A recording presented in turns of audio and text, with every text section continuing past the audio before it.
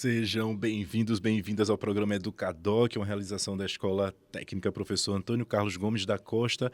E hoje nós estamos recebendo a professora Amanda Pascoal, que é mestra em História Social pela Universidade Federal do Estado do Rio de Janeiro, graduada em História pela Universidade Federal Rural de Pernambuco, neuropsicopedagoga, psicopedagoga clínica institucional em formação pela ESUDA, psicanalista pela Associação Brasileira de Estudos Psicanalíticos do Estado de Pernambuco, professora do curso de licenciatura em História e Pedagogia do Centro Universitário Brasileiro, UNIBRA, parecerista ad hoc Isso. da pré-revista Discente de Estudos Históricos da Universidade Federal do Estado do Rio de Janeiro e professora da Escola Técnica Professor Antônio Carlos Gomes da Costa, do curso de Secretaria Escolar. Amanda também é mãe atípica e ativista da inclusão social. Amanda, seja muito bem-vinda, é um prazer ter você aqui. Obrigada, eu que agradeço o convite, é uma honra, um prazer estar aqui com vocês O hoje. prazer é todo nosso. Amanda, o que é a maternidade atípica? Um desafio onde a gente tem que se remodelar, se reinventar. A maternidade atípica, eu costumo dizer que a gente, quando tem o veredito do laudo na vida da gente, de um filho, a gente tem um tempo que chama-se luto. Esse luto, ele se faz necessário porque toda aquela idealização do filho que a gente teve durante o processo gestacional, durante o nascimento e até aquele momento do laudo, todo aquele filho idealizado, ele cai por terra. O que existe agora é um filho atípico e a gente precisa atender às necessidades desse filho. Então, a gente passa por esse período de luto para que renasça essa mãe atípica, sabe? Então, tudo isso requer tempo, requer, posteriormente, rede de apoio, estudo, dedicação e muita paciência.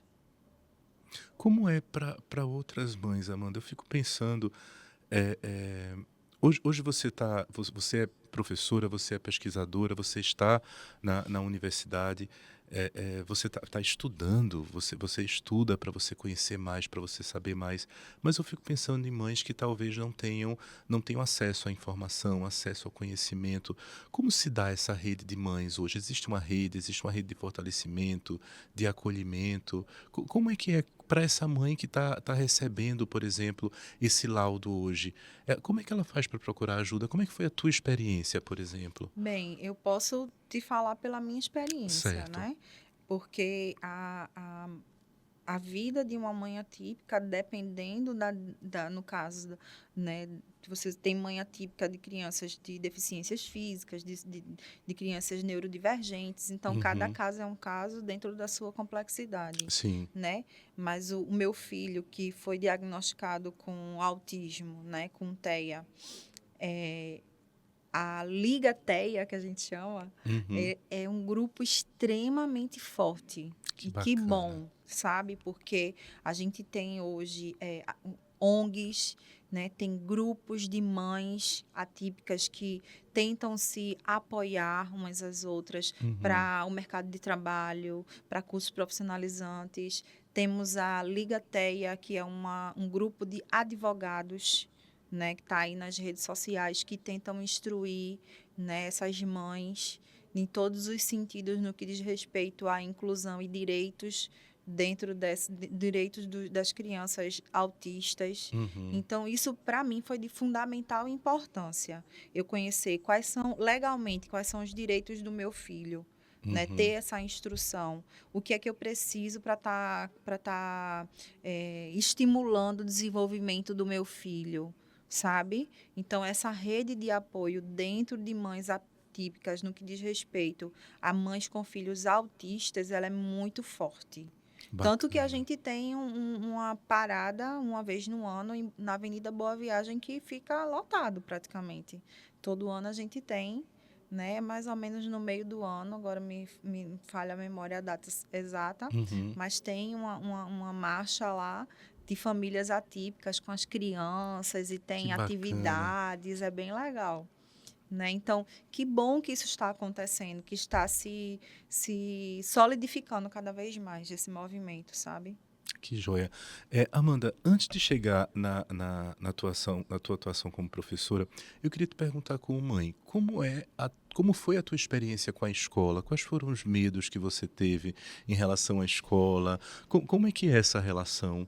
Porque a tua experiência fala muito pra gente. Escola é sempre um tema muito delicado. A grande maioria das mães que eu tenho contato relatam muita dificuldade, tá? Dificuldade do filho, apesar da gente ter a LBI, que é a Lei Brasileira de Inclusão, Certo. onde lá está muito claro quais são os direitos da criança no que diz respeito à educação, Uhum, qual a obrigação da escola enquanto instituição educacional, uhum. né? Mas mesmo assim, ainda a gente vê muitas escolas tentando burlar essa lei, né? Então, a gente vê escolas que negam matrícula, escolas que não dão devido suporte, né? Eu, particularmente, meu filho estuda na mesma escola desde os 2 anos, ou seja, antes dele ter o laudo, ele já estudava nessa escola. E eu acredito que hoje o sistema educacional como um todo, ele não está preparado para a inclusão. Ele não está. O sistema educacional como um todo, né? A própria LBI, ela é recente, Uhum. né? Então, é um processo onde todos nós estamos nos adaptando a ele.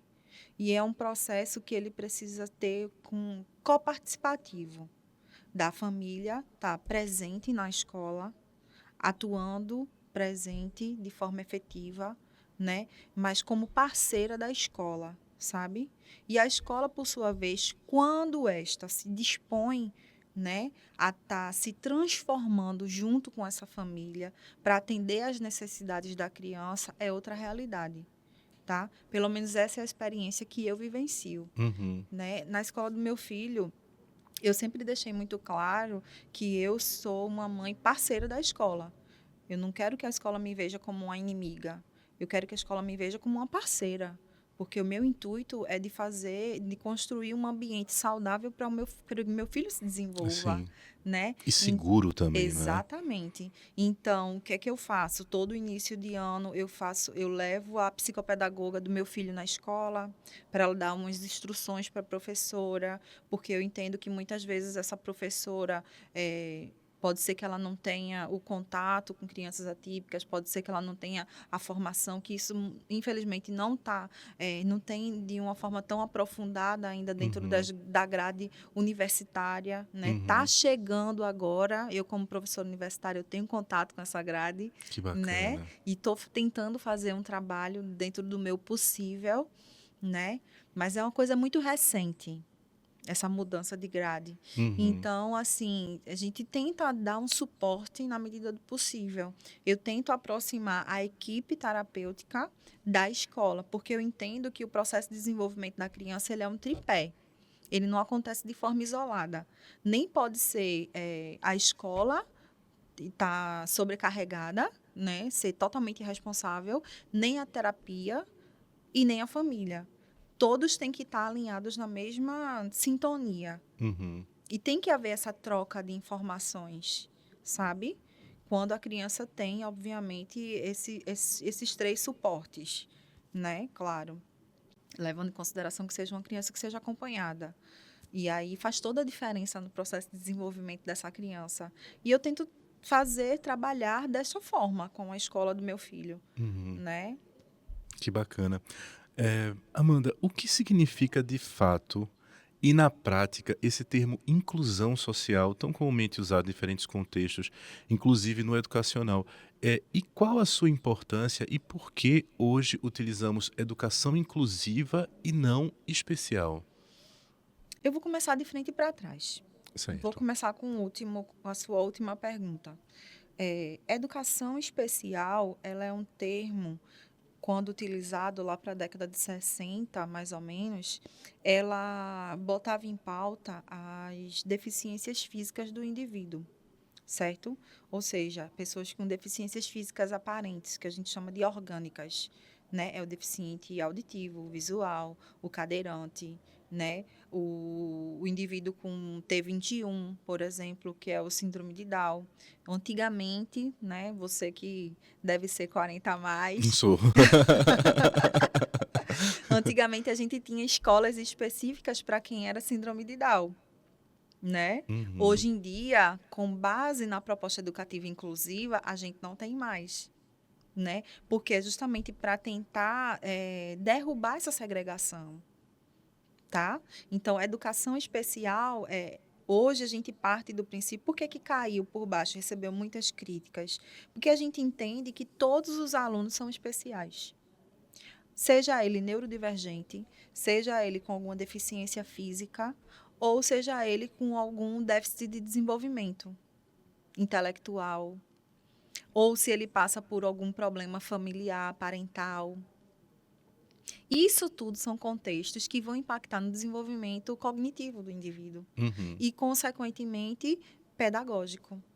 Então, partindo para a sua primeira pergunta, a gente tem que entender o indivíduo, o aluno, né, o estudante, dentro da sua especificidade. Entender que ele é um ser único, com características únicas, com dificuldades únicas. Você pode utilizar uma metodologia em sala de aula, por exemplo, tem 20, 30 alunos em sala de aula, ou mais, não sei, né? Mas nem sempre essa metodologia utilizada com todos vai dar certo para todos. Porque vai ter algum que vai ter uma necessidade especial, né? Não necessariamente sendo neurodivergente. Mas a sua Uhum. didática ela tem que se adaptar ao seu aluno, à necessidade desse aluno, né? Algum vai apresentar dificuldade de aprendizado, ou algum está passando por separação dos pais. Isso vai impactar no desenvolvimento pedagógico. Então, a Certamente. gente tem que entender esse contexto desse aluno. Então, é inclusivo quando você oportuniza o processo pedagógico para todos, independente do seu contexto. Independente da sua deficiência, da sua dificuldade, entende? Então, eu Uhum. vejo educação inclusiva, eu trabalho, Amanda, minha sala de aula, a educação inclusiva é nesse sentido. Proporcionar a todos, né, dentro da sua especificidade, o processo pedagógico, o aprendizado. Quando a gente falaria inclusiva, isso seria, inclusive, a gente acolher mães, famílias nesse ambiente escolar, no sentido de ter um espaço de escuta, de ter um espaço de diálogo, de ter um espaço de trocas. É fundamental, né? Porque o aluno, o estudante, ele está inserido em vários, ele transita em vários contextos sociais. E a família é basilar na vida dele, Uhum. né? Então, se você entende, eu dou o exemplo. Muitas vezes eu trabalho muito com alunas do curso de pedagogia, né? Se você está atendendo um aluno que chega agitado no outro dia, que tá agitado, que está briguento, que está não necessariamente quer dizer que o menino não tem interesse de aprender, pelo amor de Deus. Vamos olhar como é que foi a noite dele. Será que ele sofreu alguma agressão? Algum abuso? Alguma Uhum. violência? Uhum. Então, é importante a gente estar em contato com a família para entender qual foi a dinâmica que aconteceu com essa criança. Quando você tem esse contato, esse feedback com a família, faz todo sentido você entender o comportamento da criança no outro dia na sala de aula, Sim. sabe? Então, eu acho que é fundamental essa aproximação. Tanto que quando você fala de uma escola com gestão democrática, é com a participação efetiva da família, da Sim. sociedade. Né? Essa não é a nossa proposta de gestão Sim, sim. democrática, de que a sociedade esteja participando. Então, fica Sim. meio paradoxo, né? Aham. E a gente chama até de comunidade escolar, né? Porque a gente está falando do Do entorno, entorno. né? As pessoas que estão no entorno fazem parte desse ambiente escolar também. Amanda, em termos legais, o que prevê a Lei Brasileira de Inclusão, que é a Lei Federal 11.133, e sua aplicação na prática? Adoro esse tema. Eu sou a moça das leis, né? Porque eu gosto de um discurso embasado. Aham. Né? Eu acho importante que as famílias, os professores instruam as famílias com base na lei. Essas famílias elas precisam, elas necessitam saber quais são os direitos, dos seus filhos, né? E a lei está aí para nos auxiliar, nos acobertar. Então, se a gente não tem conhecimento, se a gente não usa a lei ao nosso favor, né? Simplesmente a gente está tirando o direito do nosso filho, Sim, nosso, né? Então, é de fundamental. Por exemplo, o artigo 27, ele vai dizer que a educação constitui um direito em todos os níveis e modalidades ao longo da vida. Então, se o seu filho tem uma necessidade, né, uma neurodivergência ou uma deficiência, né, ele vai ter que ter a inclusão ao longo de toda a vida. Ele pode estar no ensino médio, no ensino fundamental, no ensino médio, na graduação, na pós-graduação. É ao longo de toda a vida. Enquanto ele estiver estudando, ele tem direito à inclusão. uhum, E essa inclusão ela é muito mais ampla do que a gente pensa. Mas se a pessoa não sabe dos seus direitos, ela simplesmente não cobra, né? Por isso que é importante você ter o contato, você conhecer, você ler e instruir as pessoas, sabe? Eu acho de fundamental importância. e o impacto da lei para as escolas? Você fala que tem escola que resiste ainda, Tem. em alguns aspectos. Eu lembro de uma situação, meu filho tem 6 anos hoje, e, eh, ano passado, eu e a mãe dele começamos a visitar escolas. E eu fui visitar uma escola, inclusive, perto de nós aqui, perto da gente. E quando eu cheguei lá, a escola era um prédio alto que tinha um primeiro andar. E eu visitando a escola, conhecendo os ambientes, aí eles, não, vamos subir aqui a escada. Eu subi a escada e fui para o primeiro andar e eu não vi nenhuma É uma rampa. rampa, eu não vi nenhum elevador. Aí, quando eu olhei todos os corredores que eu desci, eu disse, gente, e como é que faz para subir essa escada? Aí a coordenadora virou para mim e fez assim, seu filho tem deficiência? Eu disse, não importa. Não importa, a rampa deveria estar aqui, o elevador deveria estar aqui. Isso não é uma coisa que a escola faz se tiver uma criança com deficiência. A escola tem que estar preparada para receber o estudante a qualquer momento. Porque se eu fosse pai naquele momento de uma criança que tivesse dificuldade de locomoção, eu ia me sentir profundamente incomodado. Eu ia entender que aquela escola não era para mim. Porque se não é para os nossos filhos, ela também não é para a Não gente, nos não é? cabe, né? Então, como é que é essa coisa das escolas? O que é que as mães têm feito? Você falou, fala um pouco mais sobre isso, né? Na prática, a lei nas escolas. Então, tem o discurso teórico e o prático. O discurso só sai da teoria quando a gente exige, Sim. né? E para a gente exigir, muitas vezes é necessário entrar com denúncia. Entrar com denúncia no Ministério Público, fazer a lei valer, né? A obrigação das escolas é fornecer acessibilidade, que é o que você falou. Essa acessibilidade, ela vem através das rampas, de corrimão, né? Quando você fala de estrutura física, né? É o estrutural, é tudo que tem a ver com a estrutura da instituição, né? Que te forneça a igualdade de acesso, né? Uhum. Ela tem que envolver uma inclusão no que diz respeito na parte metodológica, Uhum. ou seja, se isso está tudo na lei, Certo. está lá na lei, tá? Não sou Uhum. eu que estou inventando, Aham. está na lei. De que forma acontece essa inclusão metodológica? Através da adaptação de atividades, Certo. certo? Tem lá o livro, então, se a criança tem um nível de suporte 2, 3, não consegue acompanhar aquele conteúdo que está lá no livro, faz parte da responsabilidade da escola fazer uma tarefa à parte adaptada, certo? Quando isso não acontece, precisa ser denunciado, porque eles estão transgredindo a lei. É fato. Ter um apoio exclusivo para aquela criança, se precisar de suporte. Porque não quer dizer que toda criança autista vá precisar de um auxiliar de suporte. Tá? Pode ser que não Uhum. precise, mas no Sim. caso de precisar, a escola tem que fornecer. E isso não pode ser cobrado a mais na mensalidade, tá? Não pode gerar nenhum ônus, né? Nem para a família. Eles não podem.